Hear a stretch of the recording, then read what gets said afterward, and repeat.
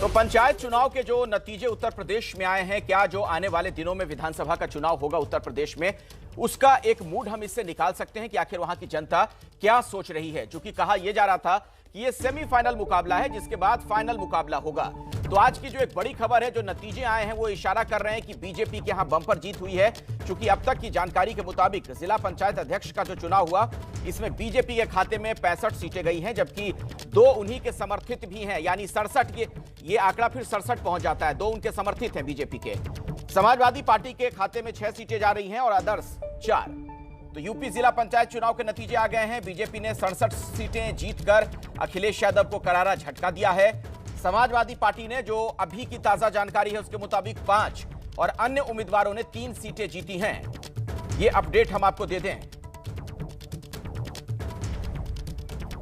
तो इस वक्त की एक बार फिर से हम आपको बड़ी खबर बता दें। उत्तर प्रदेश में जो चुनाव के नतीजे आए हैं, जिला पंचायत अध्यक्ष का जो चुनाव हुआ था, उसमें बीजेपी ने जबरदस्त जीत दर्ज की है। और ये देखिए आपके सामने टेलीविजन स्क्रीन पर आप देख सकते हैं, टैली में तमाम आंकड़े हैं आपके सामने, उसे देखकर आप अंदाजा लगा सकते हैं। और एक बड़ा सवाल इससे यह खड़ा हो गया है कि क्या यही इस वक्त उत्तर प्रदेश का मूड है। 67 सीटें भाजपा के खाते में जा रही हैं। और देखिए पूरे राज्य की जो तस्वीर है वो हम आपको दिखा रहे हैं स्क्रीन पर, जब आप देखेंगे। और दाईं और बाईं तरफ आप अलग अलग क्षेत्रों के हिसाब से देखेंगे, पश्चिमी यूपी और पूर्वांचल। पश्चिमी यूपी में आप देख रहे हैं बीजेपी के खाते में 24 सीटें गई हैं। अवध इलाके में 21 में से 19 सीटें मिली हैं भारतीय जनता पार्टी को। बुंदेलखंड में 7 की 7 सीटें बीजेपी के खाते में। तो जिला पंचायत अध्यक्ष का जो चुनाव हुआ, आप देख रहे हैं किस तरीके से यहां पर भाजपा की जबरदस्त जीत हुई है, बंपर जीत। अवध में 21 में से 19, बुंदेलखंड में 7 में से 7। अब सवाल यही खड़ा हो गया कि क्या यही इस वक्त उत्तर प्रदेश का मूड है। अगर यही है तो फिर क्या विधानसभा में एक बार फिर से बीजेपी को जबरदस्त जीत मिलेगी। इसी मुद्दे पर हम बातचीत करेंगे। मेरे साथ जो तमाम मेहमान जुड़ रहे हैं उनसे मैं आपका परिचय करवा दूं।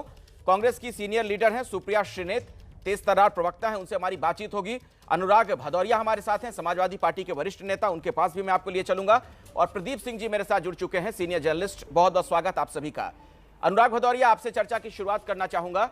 और क्या वजह है कि बीजेपी इतनी जबरदस्त जीत जहां दर्ज कर रही है, वहीं आप लोगों की बहुत ही बुरी हालत दिख रही है। सिर्फ 5 सीटें आप लोगों के खाते में आई हैं। देखिए, लोकतंत्र में आप जानते हैं कि जब जनता चुनाव लड़ती है या वोट देती है, तो आप उसको देखोगे तो जिला पंचायत सदस्य सबसे ज्यादा समाजवादी पार्टी के जीते थे। जब सदस्य समाजवादी पार्टी के सबसे ज्यादा जीते, और बीजेपी के तो बहुत कम सदस्य थे। हर जिले में उनके सदस्य थे ही नहीं, किसी में 3, किसी में 2, किसी में 4, किसी में 7, किसी में 8। फिर वो जिला पंचायत अध्यक्ष कैसे जीत गए? जनता ने तो उनको हराया था, लेकिन सरकारी तंत्र ने उनको जिताया।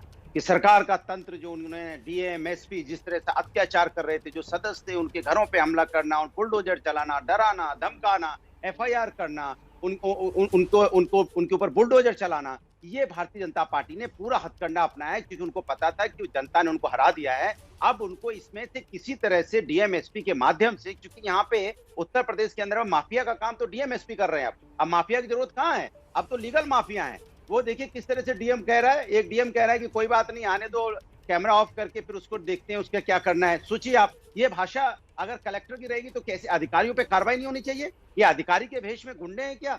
अनुराग भदौरिया, अधिकारी है भाई? अनुराग भदौरिया, लेकिन यही आरोप तो 2016 में आप लोगों पर लग रहा था, उस दौरान जब आप लोग सत्ता में थे। 2016 में अगर आप देख लीजिए, आप तो बैठे होंगे, आपके पास कंप्यूटर है, तुरंत अपना टाइप कीजिए, देखिए उस समय भी 90% सदस्य जिला पंचायत के समाजवादी के जीते थे। आप भूल रहे हो शायद। और इस समय समाजवादी पार्टी के ज्यादा सदस्य थे। अध्यक्ष आपके समाजवादी पार्टी के 90% थे। इस बार बीजेपी के सदस्य कितने थे? मैं आपसे पूछ रहा हूँ, कितने सदस्य बीजेपी के जीते थे? जो जिला पंचायत, वही तो ये तो और बड़ा सवाल हो गया ना। सदस्य जीते थे, सदस्य इतने आपके जीते और अध्यक्ष आपके नहीं जीत पा रहे हैं, तो दिक्कत कहाँ रह गई? सीधे सीधे क्या प्रशासन को आप इसके लिए जिम्मेदार मान रहे हैं? आपने यही सब पूछा कि 2016 में ऐसे हो, तो 2016 में भी नहीं, मैंने क्या बोला? 2016 में यही आरोप आप लोगों पर लगा था कि आप लोग उस वक्त सत्ता में थे, तो प्रशासन का आप लोगों ने गलत इस्तेमाल तब किया था इस पंचायत अध्यक्ष के चुनाव में। नहीं, 2016 में भी हमारे पास 90% सदस्य थे। कहां भूल रहे हो आप? 2016 में भी हमारे पास सदस्य थे। वही तो मैं आपसे कह रहा हूं, आप तो रिकॉर्ड देख लीजिए ना। और आज भी हमारे ज्यादा सदस्य थे। जब सदस्य भारतीय जनता पार्टी के थे ही नहीं तो उनके जिला पंचायत अध्यक्ष कैसे जीत गए? एक घटना बता दो जहां डीएम। मुझे लगता है बीजेपी का कोई नेता रहता तो आपको ये जवाब इसका मिल जाता कि आखिर कैसे जीत गए। मैं आपसे पूछ रहा हूं, आपके पास रिकॉर्ड होगा, कोई ऐसी घटना बता दो जहां पे डीएम ये कह रहा हो कि कैमरा बंद करके इस बार उसको ठीक कर देंगे। आप बताओ कोई घटना ऐसी हुई हो, कोई घटना हुई जिसके घर पे बुलडोजर चलाया गया, वहां बुलडोजर चलाया गया हो, या सदस्य के घर की तरफ जो रास्ता जा रही है उसको वहां पे तोड़ दिया गया हो, या कोई बताइए कि वहां पे कहते हैं फर्जी वोटर पहुंच गए, फर्जी सदस्य पहुंच गए। ठीक है, चलिए मैं आगे बढ़ता हूं, मैं आता हूं एम्बुलेंस से इस पर सर आगे मैं डिटेल में आपसे बात करूंगा। कुछ सवाल बताइए। बागपत में एक सुप्रिया शिनेत जी, नहीं सुन लीजिए, एक अध्यक्ष जिसने नॉमिनेशन किया था और उसके एक डम्मी अध्यक्ष पहुंच गई उसका नॉमिनेशन वापस करने के लिए। आप बताइए कब हुआ था? 2016 में। ये तानाशाही थी जिस तरह का तांडव किया है भारतीय जनता पार्टी की मशीनरी ने और भारतीय जनता पार्टी की सरकार की मशीनरी ने। तो आपको अपने लोगों को क्यों निकालना पड़ा अनुराग भदौरिया? अगर सब कुछ प्रशासन ने ही गलत किया तो आपने अपने लोगों को क्यों निकाला? कई जगहों से जो आपने जिला अध्यक्ष हटा दिया। देखिए वो पार्टी का अंदरूनी मामला है, लेकिन बात हो रही है सरकार की। नहीं, कहा यही जा रहा है ना कि आपके अपने लोगों ने ही आपका साथ नहीं दिया, बागी हो गए या मिल गए जाके दूसरी खेमे में।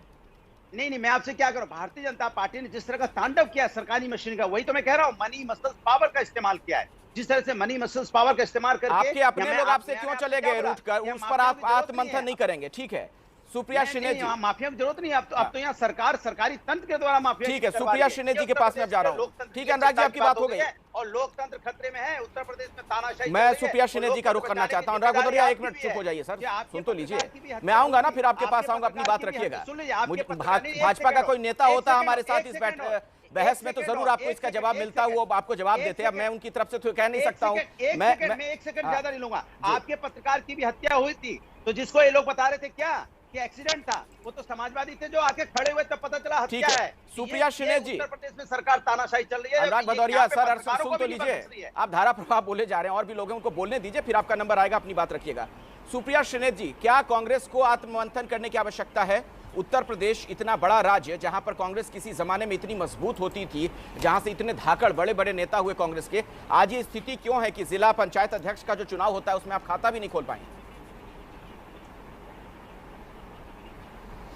मैं दो चार चीजें आपके व्यूअर्स के लिए बिल्कुल क्लियरली कहना चाहती हूं। जिला पंचायत सदस्य का जो चुनाव होता है वो डायरेक्टली लोग चुनते हैं, लेकिन जिला पंचायत अध्यक्ष का जो चुनाव होता है वो इनडायरेक्ट होता है, वो सदस्य मिलकर चुनते हैं। और ये सब लोग जानते हैं कि वो किस तरह से मनी पावर से, वो किस तरह से प्रलोभन से चुना जाता है, ये सर्वविदित है। इसको मैं नेशनल टीवी पर लोकतंत्र की क्या धज्जियां उड़ाऊं, लेकिन ये सबको पता है कैसे हुआ, कैसे अब तो एमएलए की तरह जिला पंचायत सदस्यों को भी बाहर लेके चले जाते हैं लोग, और कैसे पैसे और तंत्र चलता है, और ये अधिकारियों का चुनाव है। तो इनडायरेक्ट इलेक्शन में बीजेपी का क्या हुआ उसको मत आंकिए सेमीफाइनल की तरह। डायरेक्ट इलेक्शन जो जिला पंचायत सदस्यों का हुआ उसमें बीजेपी का क्या हाल हुआ और उसमें हमारी कितनी सीट थी उसकी बात करने की जरूरत है। मैं दो चार चीजें और बताना चाहती हूं। बसपा जिसने जिला पंचायत सदस्य का चुनाव लड़ा, जिला पंचायत अध्यक्ष से विड्रॉ कर लिया, तो ये अघोषित प्रवक्ता, अघोषित समर्थन ये बंद करना पड़ेगा। आपको उत्तर प्रदेश के लोगों को बहन जी बताना पड़ेगा कि आप बीजेपी से लड़िएगा या उनके सामने हथियार डाल दीजिएगा अगर आपकी सीबीआई और ईडी से चाबी कसी जाती है, पहली चीज। दूसरी चीज, एआईएमएम वाले भी लड़ने पहुंचे हैं उत्तर प्रदेश में और उनके सदस्य जो है वो भाजपा के अध्यक्षों को सपोर्ट कर रहे हैं जिला पंचायत के लिए, तो उनको भी तस्वीर साफ करनी पड़ेगी कि जो टीम बी की बात कही जाती है उसमें कहीं सत्यता नजर आती है, ये बात बोलनी पड़ेगी। और मैं फिर से एक बात कहूंगी, उत्तर प्रदेश में जो मुद्दे हैं, चाहे वो बेरोजगारी हो, चाहे वो महिला सुरक्षा हो, चाहे वो कानून व्यवस्था बिल्कुल ठप, बिल्कुल चरमरा गई हो वो हो, चाहे वो किसान हो, चाहे वो वहां पर धमकियां देकर प्रशासन चलाना हो, वो इस चुनाव के नतीजों से बदलेगा नहीं। क्योंकि सबसे पहली बात है ये इनडायरेक्ट इलेक्शन है और ये अलग तरीके से होता है, ये मुझसे बेहतर आप जानते हो और प्रदीप सिंह जी भी आपको उसके बारे में बताएंगे, अनुराग भाई ने बताया इसको बात के बारे में। उत्तर प्रदेश के जमीनी मुद्दे बिल्कुल अलग हैं और जमीनी मुद्दे क्या है कि अगर किसी का रेप हो जाए तो सारा का सारा प्रशासन, सारा की सारी सुलाहकारों की मंडली, सारा के सारे प्रवक्ता और पार्टी जुट जाती है बताने के लिए कि रेप हुआ ही नहीं, और जब सीबीआई कहती है रेप हुआ तो सबके मुंह पर पट्टी बन जाती है। उत्तर प्रदेश के मुख्यमंत्री कोरोना काल में डॉक्टरों को धमकी देते हैं, अगर ऑक्सीजन की कमी की बात करी तो एनएसए लगा दूंगा, अगर ऑक्सीजन की कमी की बात करी तो प्रॉपर्टी जब्त कर लूंगा। 14 डॉक्टर एक साथ रिजाइन कर देते हैं उन्नाव कानपुर में। यह है असलियत उत्तर प्रदेश की। बहती हुई लाशें नदियों में, ये है नदी, ये है असलियत उत्तर ये प्रदेश बातें की। आप लोग इसके जनता बारे को में क्यों बात नहीं करनी समझा पा रही पड़ेगी हैं? ना। यही तो सवाल है ना इसको सुप्रिया। छोड़ के कैसे बात कर जाएगी? सुप्रिया जी, यही तो सवाल है ना कि ये जो बातें आप कह रही हैं, जनता को आप लोग क्यों नहीं समझा पा रही हैं? उत्तर प्रदेश की जनता को क्यों नहीं अपने साथ जोड़ पा रही हैं फिर ये बातें कहकर, समझाकर? अखिलेश जी, मैंने एक लंबा बोला, पता नहीं आपको या तो ऑडियो मेरा जा नहीं रहा था या आप जानबूझकर नहीं, पूरा ऑडियो आ रहा है मैडम, पूरा ऑडियो आ रहा है। आप कहना क्या चाह रही है बोलिए तो। हाँ, जब जिला पंचायत, हाँ, जब जिला पंचायत सदस्यों का जो डायरेक्ट इलेक्शन होता है उसमें हमने जीत हासिल करी। हाँ, ये सच है कि हम सपा की तरह बहुत स्ट्रांग पोजीशन में नहीं थे, लेकिन हमने अच्छे नंबरों से जीत अपने जिताए अपने सदस्यों को। अध्यक्ष का चुनाव तो दूसरे तंत्र से हो रहा है, वो तो अधिकारी करा रहे हैं, तो ऑब्वियसली उसमें पैसा चलता है, उसमें लोभ चलता है, उसमें प्रलोभन चलता है, उसमें इधर उधर से क्रॉस वोटिंग हो रही है, उसमें से बसपा के सदस्य भाजपा के साथ जुटे हुए हैं। आप छोड़ दीजिए, पिछले दिनों में विधानसभा के जो चुनाव हुए सुप्रिया जी, अलग तरीके का ठीक नतीजा है, मैं मान आएगा। लेता हूं आपकी बात। चलिए एक थोड़ा सा मैं थोड़ी देर के लिए मान लेता हूं जो अनुराग भदौरिया भी कह रहे हैं और आप भी कह रही हैं, आरोप लगा रही हैं कि प्रशासन का बेजा इस्तेमाल करके बीजेपी ने जीत दर्ज कर ली। अगर इस चीज को चलिए अब मान भी ले थ्योरी को, तो विधानसभा के जो चुनाव होते रहे पूर्व में उत्तर प्रदेश में, वो तो जनता डायरेक्ट वोट डाल रही है ना, उसमें क्या हर्ष हुआ कांग्रेस का? नहीं, तो ये तो मैंने आपके बोलने से पहले ही कह दिया कि हम इतनी स्ट्रांग पोजीशन में नहीं थे। एक टाइम था जब हमारी हुकूमत और तूती बोलती थी उत्तर प्रदेश में, अब नहीं है। लेकिन हाँ, प्रियंका गांधी जी के नेतृत्व में जबरदस्त काम हुआ है ग्राउंड पर, हमारा संगठन सृजन हुआ है और आपको उसके नतीजे 2022 में दिखेंगे। मैं ये भी बड़े दावे के साथ कहती हूँ कि हमने बड़े मजबूत विपक्ष की भूमिका निभाई है और पिछले 4.5 सालों में योगी सरकार को हर मुद्दे पर घेरा है, हर मुद्दे पर उनके खिलाफ खुलकर बात करिए। अघोषित प्रवक्ता बनकर मुंह पे पट्टी बांधकर बैठे नहीं रहे। जो काम बयान जी कर रही हैं वो गलत है। वो अच्छा, मतलब आप ये कह रही हैं कि मायावती जी की अंदर खाने बीजेपी के साथ सेटिंग है, ये आप कह रही हैं ना? मैं मानूं, खुलकर आप बोल रही हैं। उन्होंने तो दिखाई दिया ना चुनावों में, देख लीजिए क्या कर रही हैं। सदस्य उनके चुने जाते हैं, अध्यक्ष का चुनाव लड़ने से विड्रॉ कर लेती है, समझ में नहीं आता। प्रदीप जी, अब एक सवाल ये, आपने भी सुना, अनुराग भदौरिया ने भी बहुत लंबा अपना संबोधन रखा, सुप्रिया जी ने भी अपनी बात रखी। सिर्फ यही कहकर क्या कहा जा सकता है, अपनी हार से पल्ला झाड़ा जा सकता है कि चूंकि सदस्य यहां पर वोट करते हैं और प्रशासन का गलत इस्तेमाल होता है, इसलिए हमारे लोग नहीं जीत पाए और बीजेपी ने इतनी जबरदस्त जीत हासिल कर ली? देखिए अखिलेश जी, इसमें कोई दो राय नहीं है कि जो जिला पंचायत अध्यक्ष का चुनाव होता है वो इनडायरेक्ट इलेक्शन है, सदस्यों का डायरेक्ट इलेक्शन है। लेकिन उसमें भी एक समस्या है, वो ये है कि पार्टी चुनाव चिन्ह पर ये चुनाव नहीं होते। तो होता क्या है कि सबसे ज्यादा जो जीतने वाले होते हैं दरअसल निर्दलीय होते हैं, जिनका किसी पार्टी से संबंध नहीं होता या पार्टी में किसी के रिश्तेदार हैं, घर वाले हैं, ऐसे लोग जीतते हैं। तो नतीजे आने के बाद हर पार्टी दावा करती है ये निर्दलियों में सबसे ज्यादा हमारे सदस्य हैं। तो जब सिंबल पर आप चुनाव लड़े नहीं तो किसी को मालूम नहीं कि किसके कितने सदस्य हैं। एक बात। दूसरी बात, ये इनडायरेक्ट इलेक्शन जो होता है, जिसकी सरकार होती है, बिल्कुल सही बात है।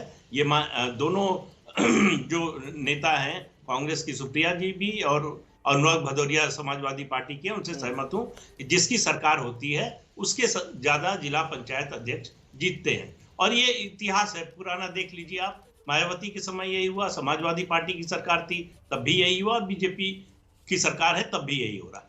बीजेपी की सरकार ने केंद्र सरकार को एक प्रस्ताव भेजा है कि जिला पंचायत अध्यक्ष का चुनाव कानून में, ये पंचायती राज व्यवस्था में ये संशोधन किया जाए कानून में कि ये डायरेक्ट हो चुनाव। तो ये झगड़ा ही खत्म हो जाए कि डीएम ने कराया कि एसपी ने जिताया। ये प्रशासन के दुरुपयोग का जो सिलसिला है वो थमने का एक ही तरीका है। जब तक डायरेक्ट इलेक्शन नहीं होगा तब तक जो भी सत्ता में रहेगा वो इसका दुरुपयोग करेगा, जो विपक्ष में होगा वो आरोप लगाएगा। आज जो विपक्ष में है कल वो सत्ता में होगा तो वो भी वही बात कहेगा। तो सबसे अच्छा तरीका है कि ये चुनाव डायरेक्ट हो, एक बात। दूसरा, इन चुनाव नतीजों का विधानसभा के चुनाव से कोई सीधा संबंध मुझे नहीं नजर आता कि ये जो तस्वीर उभर कर आ रही है ये विधानसभा में नजर आएगी। हो सकता है, नहीं हो सकता है, लेकिन इसका कोई सीधा संबंध जो है विधानसभा चुनाव से या लोगों के मूड से नहीं है, क्योंकि ये डायरेक्ट इलेक्शन नहीं है, सीधी सी बात है। ये मैनेज किया जाता है, मैनेज होकर जो भी सत्ता में रहता है वो जीतता है। ठीक है, अनुराग भदौरिया क्या कहना चाह रहे हैं आप? बहुत देर से हाथ उठा रहे थे, बोलिए। अखिलेश जी, आता हूं सुप्रिया जी आपके पास, अनुराग जी को बोलने दीजिए। हाँ, मैं प्रदीप जी को ही बोलूंगा। इसके पहले भी जब 2016 में जिला पंचायत के इलेक्शन हुए थे तो सदस्य तब भी समाजवादी पार्टी के ज्यादा जीते थे। तो इस बार भारतीय जनता पार्टी के तो सदस्य ही नहीं है, सदस्य कम जीते हैं, उसके बाद वो जिला पंचायत अध्यक्ष ज्यादा जीत रहे हैं। तो यहाँ तो तांडव देखने को मिला, वो मैं कहना चाह रहा हूँ। मैं आपकी बात से भी सहमत हूँ, लेकिन भारतीय जनता पार्टी ने जो तांडव उत्तर प्रदेश के पंचायती अध्यक्ष के चुनाव में इस बार किया, ये लोकतंत्र की हत्या है, साफ साफ लोकतंत्र की हत्या है और तानाशाही रवैया अपनाया गया। मैं तो बार बार कह रहा हूं कि जिस तरह से अधिकारियों ने माफियाओं जैसा काम किया, मैं तो कहता हूं उत्तर प्रदेश में माफिया की अब जरूरत ही नहीं है। उत्तर प्रदेश में माफिया क्या खत्म करने की जरूरत है? उत्तर प्रदेश में माफिया का काम तो उनके अधिकारी के माध्यम से करवा रहे हैं। जिस तरह से अधिकारी यहाँ पे आपने देखा, ऑडियो देख लिया होगा, आपने वीडियो देखते होगा। अनुराग जी, लेकिन एक बात मुझे बताइए, आपके लिए क्या ये चिंता की बात नहीं है कि आपके अपने लोग, आपका अपना काडर बीजेपी के साथ जाकर अगर मिल जाता है इन चुनाव से पहले, क्या वो आपके लिए दिक्कत की बात नहीं है, चिंता की बात नहीं है? आपको हटाना पड़ता है इतने जिला अध्यक्षों को? देखिए, एक चीज आप मान के चलिए कि बार बार अभी सुप्रिया जी ने बोला, मैंने भी पहले बोला था, फिर बोल रहा हूं कि जो जिला पंचायत सदस्यों का चुनाव होता है वो जनता चुनती है, और जनता ने भारतीय जनता पार्टी को लताड़ा था, धूल चटा दी थी। चाहे अयोध्या हो, चाहे बनारस हो, काशी हो, चाहे प्रयागराज हो, मथुरा हो, धूल चटा दी थी, या लखनऊ हो। वो धूल चाटने के बाद इन्होंने अपनी तानाशाही रवैया, सरकार का जो सरकारी तंत्र का दुरुपयोग किया, और सरकारी तंत्र का दुरुपयोग करके इस तरह की जो उन्होंने जीत हासिल की है, ये झूठी है। क्योंकि जनता से आप नहीं जीते हो, जनता ने आपको हराया है। जनता की हालत यह है कि आप गांव में चले जाइए, एक एक गांव में 100 लोगों की यहाँ मौतें हुई है कोविड से, और कोविड काल में किस तरह की हालत हुई है कि ऑक्सीजन के बगैर यहाँ लोग तड़प तड़प के मरे। क्या लोग भूल जाएंगे? आप हॉस्पिटल में जगह, मेरे सवाल का जवाब अनुराग नहीं देना चाह रहे हैं, क्या लोग? मैं बार बार ये पूछ रहा हूँ। ठीक है, आपकी सारी बातों को मैं मान भी लूं, लेकिन आपको अपने लोगों को क्यों हटाना पड़ा? आपके पार्टी के जो अलग अलग जिलों के अध्यक्ष थे, उन्हें आपने क्यों हटाया उनके पद से? लोग आत्महत्या कर रहे हैं, क्या लोग भूल जाएंगे? उत्तर प्रदेश की अर्थव्यवस्था टूट चुकी है, देश की अर्थव्यवस्था टूट चुकी है। अनुराग जी, मेरी आवाज आ रही है आप तक? जी आ रही है, बोलिए। मैं ये पूछ रहा हूं, ये सारी बातें आप पहले भी कह चुके हैं। मैं ये कह रहा हूं कि आपको अपने लोगों को, जो आपके अपने लोग थे पार्टी के अलग अलग जिलों में जो अध्यक्ष थे, उन्हें क्यों हटाना पड़ा फिर? मैंने आपको क्या बोला? हमारी पार्टी, अपने समाजवादी पार्टी एक संगठन की पार्टी है, उस संगठन के हिसाब से काम करती है। उस संगठन में उसके फेरबदल चलते रहते हैं, वो कोई बड़ी बात नहीं है। क्योंकि समाज में कोई संगठन वैसी तो है नहीं भारतीय जनता पार्टी की तरह कि आरएसएस ने वो कर दिया, आरएसएस की तरफ से चले आए। तो ऐसे ही फेरबदल है आपके मुताबिक? चीज तो है नहीं, यहाँ के बाद ऐसे ही फेरबदल है, डायरेक्शन आता है। और नहीं, सुनिए ना, आजकल तो भारतीय जनता पार्टी में ही लत्तम घुसम होता रहता है। उत्तरांचल के सीएम ही रोज बदलते रहते हैं, 5 साल में 3 हो गए, अभी इलेक्शन होते होते 5 ना हो जाए। उत्तर प्रदेश चलिए ठीक है, सुप्रिया जी आए थे यहाँ पे डिप्टी सीएम बनने के लिए, उनको उपाध्यक्ष बना के भेज दिया गया। ठीक है, सुप्रिया जी बोलिए, क्या कहना चाह रही थी आप? बीजेपी और दिल्ली के बीजेपी में जो तानाशाही चल रही है, जो मारामारी चल रही है, जो लगड़ा का उठा पटक चल रही है, सुप्रिया श्रीनेत जी क्या कहना चाह रही है? मैं एक छोटी सी बात पहले कहना चाहती हूं कि योगी जी ने 2020 में, मुझे उनका बयान याद है, उन्होंने कहा था कि ये जो चुनाव है अध्यक्ष के, ये भी जो है ये जनता के माध्यम से होने चाहिए थे। उसके बारे में उन्होंने क्या पहल करी? उन्होंने तो ब्लॉक प्रमुख के चुनावों तक के बारे में ये बात कही थी।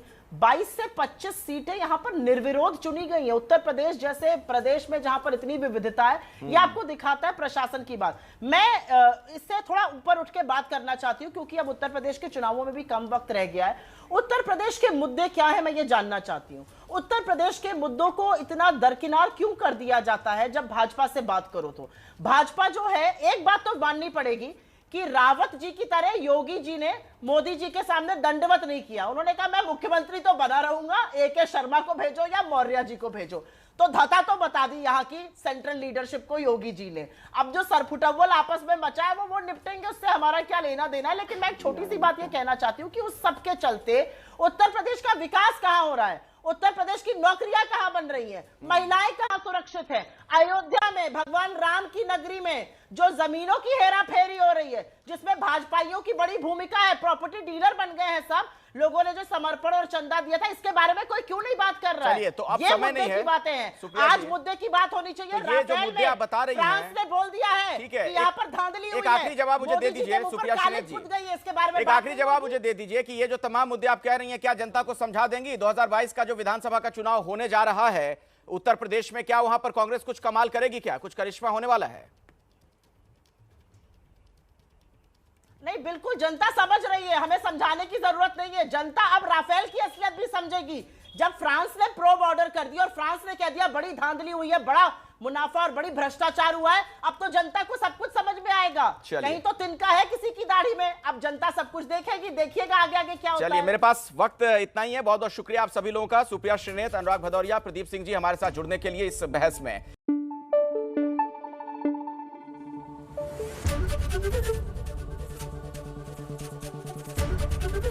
एबीपी न्यूज आपको रखे आगे।